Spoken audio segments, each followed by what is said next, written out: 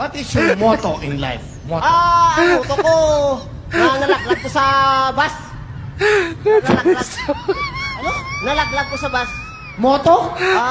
This is motto. Motto. Motto. This is motto or my life in the family problem. What is your motto in life? What is in English? Motto. My life is a motto in my family problem. Hindi ko alam eh. Okay. Okay. Alright. Marami kasi nanonood sa atin ng mga asawa ng mga Pilipino, Amerikano, British, Singaporean, Chinese, mga nag-English. Okay, so nakikita tayo sa buong mundo. America, Canada, Australia, London, Asia Pacific. Everyone is watching. In English, what do you want to tell them? Go.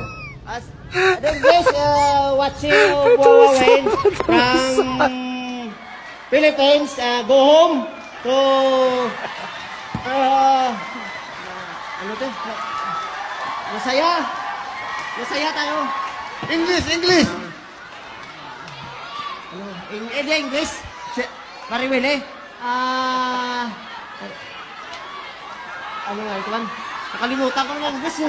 Mariwili. Okay lang, konti. Everybody. Hey, everybody there. Everybody send into the No, look.